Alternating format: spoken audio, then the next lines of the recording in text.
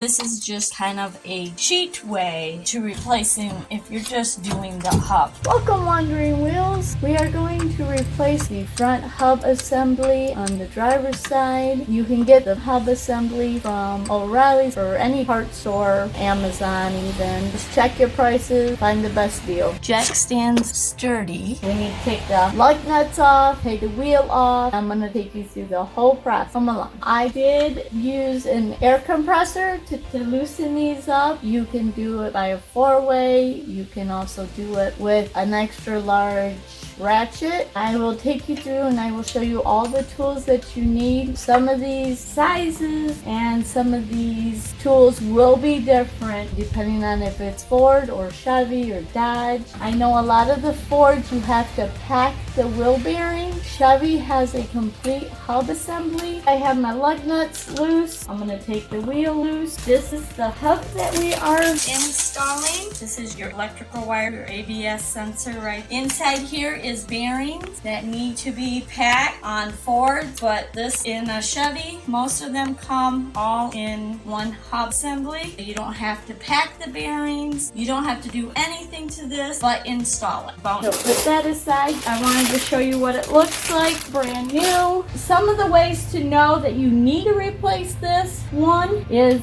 the mileage. The other is if you hear a humming sound, it sometimes will get really high pitched, and if you turn the wheel to the left or the right, the pitch of the humming will sound different, and that's one of the sim that you will notice if you need new bearings. With my new hub assembly, it has all these plastic pieces. If you don't get these clips, you can just take these off. That you pull this up and you pull this out, and that will connect your ABS. You'll want to remove these clips. Now this one just comes out of the bracket. You just push these little ribs down, and there's little ribs underneath here. A flat head screwdriver or a little pry bar, either one would work well for this. There we go. As you can see, these little lips right here, they just need to be squeezed in. You could do that with either pliers or with this. Now these other back ones are like this. I will take and pry it down. The one I just took off looks like this. These are the prongs that need to be pushed in. Now we'll go back to these. That one come all the way out. Then there's another one back here. Alright, we're gonna put this cable over here, get that out of our way. Then we're gonna come back here. If you have a hard time breaking these loose, okay, here's the cheat way. You can always break a bolt loose. Extend out your ratchet. That's not very good for your ratchet, but it will help you break these bolts loose.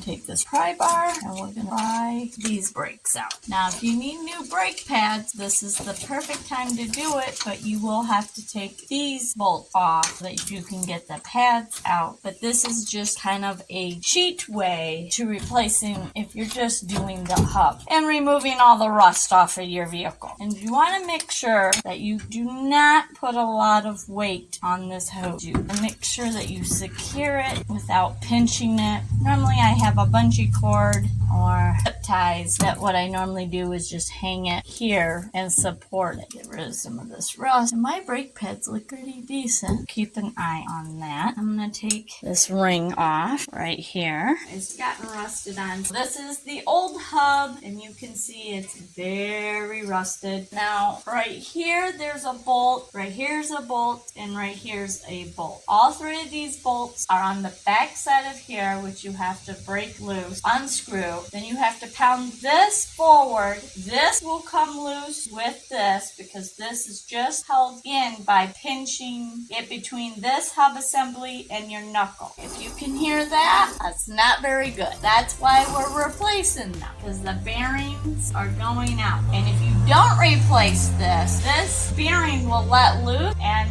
this whole thing will come loose with your tire, and you'll see your tire going behind you off the side of the road, and you're going to be sitting on the ground, and that could be a huge accident. If you hear that humming or you suspect that, go check, have it checked out, or replace these. If we can break these nuts, squeeze in there. The little bit to my bar. Little foot power. I am completely out of shape. I know these are really rusted. I'm gonna put some WD-40 on that. Back it back in. Get some of that WD-40 in the hole and then back it back out. And that'll help with some of the rust too. There's one bolt. I lost my plate. Here's another bolt. There's the third bolt. Sometimes they'll have 4 bolts and sometimes they'll have 3. We'll use a little bit more foot power.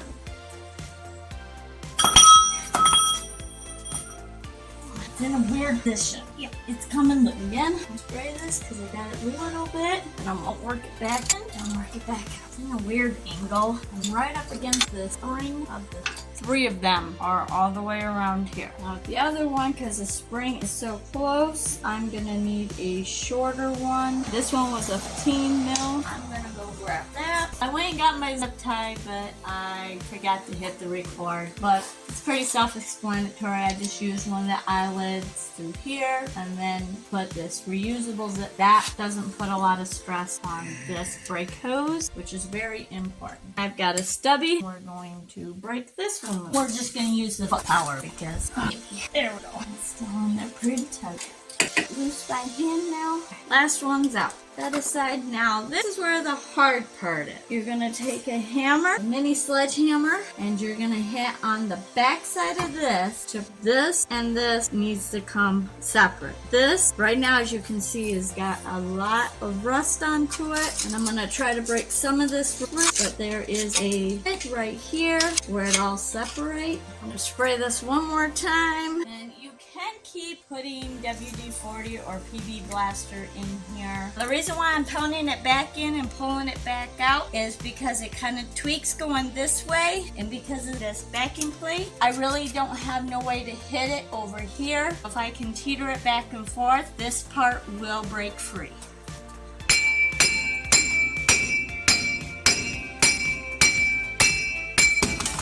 And there she goes. Now all this needs to be cleaned up so that the new one goes in. As you can see, it's pretty rusted. The bearings are back in here, and you can hear it's just grinding. Now we need to put that backing plate back. You want to try not to make these messed up. Alright, now I'm going to get this all cleaned up with a wire brush. If you have a Dremel, you can use a Dremel. I got it all cleaned up now. I did end up using a Dremel. I did not show that on the film, but I just got all in here and all around this edge. You want to try to make sure all the rust is gone and all the divot, because that's where the rust will incorporate back in, and it will seep back in just because it's all open and exposed. I did put some anti-seize in around here so that hopefully if I ever have to replace this again, it won't here, but these are normally good for a very long time. You want to get all 3 started, but you don't want to tighten any of them down until you have them all in,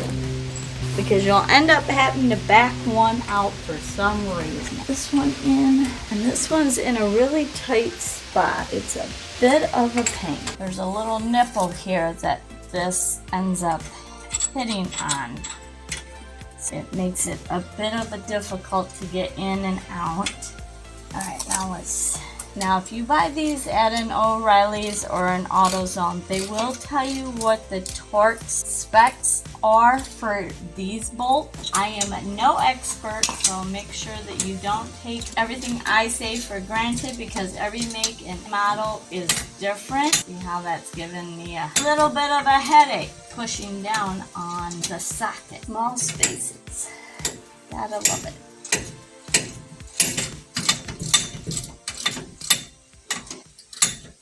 Just as much as you use them to loosen it, you can tighten it. And less stress on your body. Sometimes you gotta work smarter, not harder. Alright, now we'll put the rotor back on, then we will attach these. And you definitely want to make sure that you're connecting these, because when your wheels move, if this is free-nilly, it will get lodged into somewhere, and that won't be a good situation. I gotta drill out that one, and I've got to work on the one back there. We will get that figured out here in a minute. No, there was one back here somewhere. One went there and one should be somewhere right around here. I'm gonna put the rotor back on and do the brake caliper, and then we'll deal with that. You really should use just a rubber hammer, because these are plastic. Up there, and then we'll disconnect this.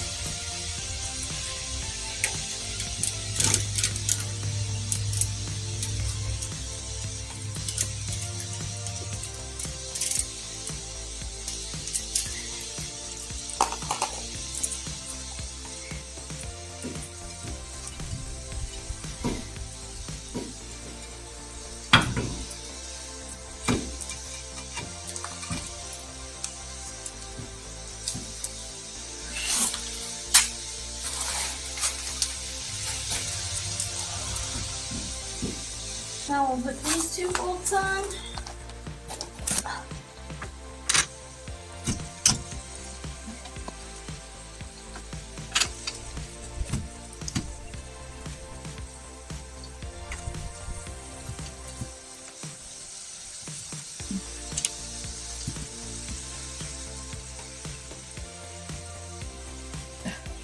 The other socket.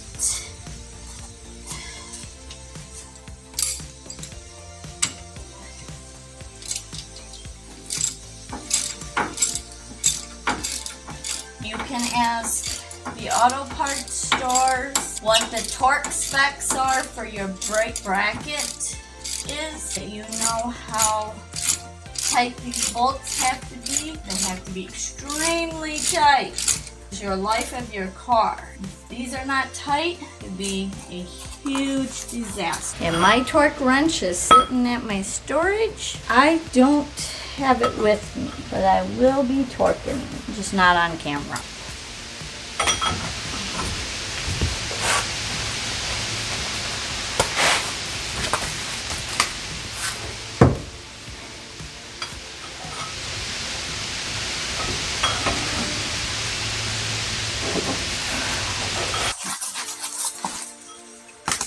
Alright, now for this piece and this piece back here, I'll find that one in a minute. I'm going to take these needle nose and see if I can grab it from down under here.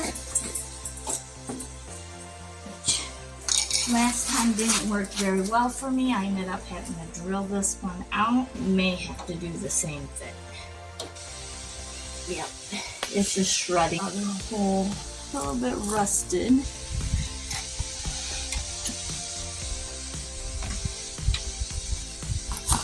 There. And then here, this one.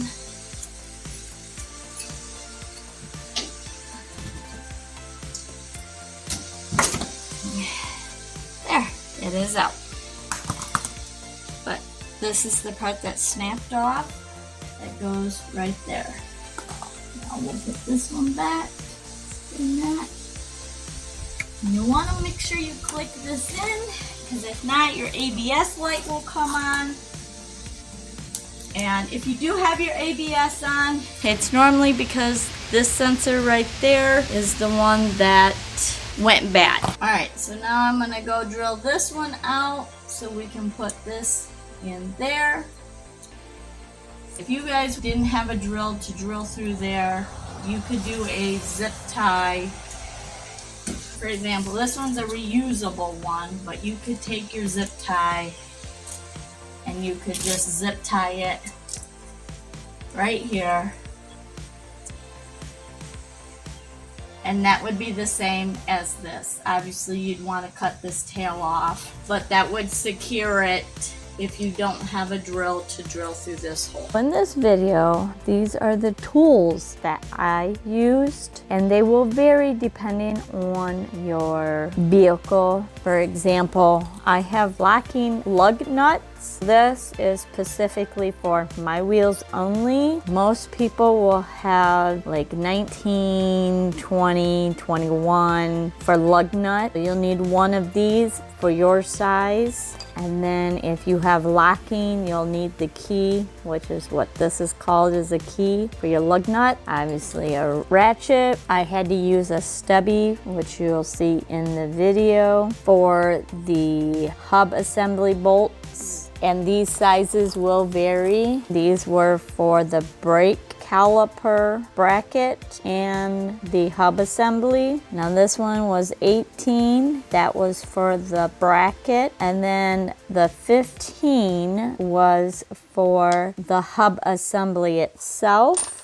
I used a reusable zip tie for hanging the caliper. You can also use a small bungee cord, which I've done millions of times. A mallet to pound the hub assembly off. My favorite tool, just a hollow pipe to break the bolts loose. And then this one I used for the clip and to pry in between the hub assembly to break it free one. And then to clean it up, I used the wire brush. And then the needle nose was also to get the plastic pieces out. Here, in these two boxes, right over here and here, are going to be a video that is related to this video, and the other one is the one that YouTube thinks you should watch.